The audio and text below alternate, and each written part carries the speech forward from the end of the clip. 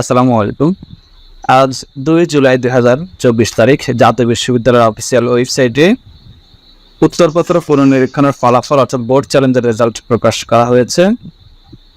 সংশ্লিষ্ট সকলকে জানানো যাচ্ছে যে 2022 সালের অনার্স প্রথম বর্ষ পরীক্ষার উত্তরপত্র পুনর্নিরীক্ষণের ফলাফল 2 জুলাই 2024 তারিখে প্রকাশ করা হলো। এই পরীক্ষার ফলাফল জাতীয় বিশ্ববিদ্যালয়ের ওয়েবসাইট nu.ac.bd/results থেকে পাওয়া যাবে।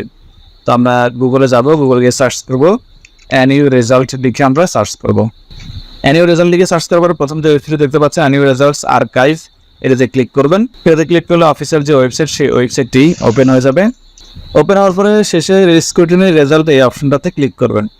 এটাতে ক্লিক করার পরে এক্সামিনেশন নেম এখান থেকে আপনি bachelor degree honours first year select করবেন। আপনি কিন্তু এই একই সিস্টেমে যে কোনো বোর্ড চ্যালেঞ্জের রেজাল্ট চেক করবেন যখন প্রকাশ হবে।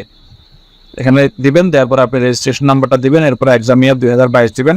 এরপর এখানে একটা ক্যাপচা থাকবে, এলোমেলো ইংরেজি বড় হাতের ছোট হাতের বা সংখ্যা, এটা হুবহু এই বক্সে লিখতে হবে। লিখে সার্চ রেজাল্টে ক্লিক করবেন।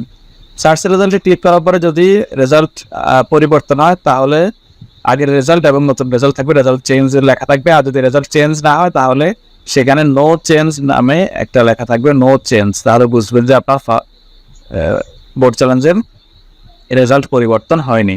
আর ফর্ম ফিল আপ চলতেছে, আপনাকে ফর্ম ফিল আপ করে ফেলবেন যাদের পাস আসছে। ধন্যবাদ সবাইকে।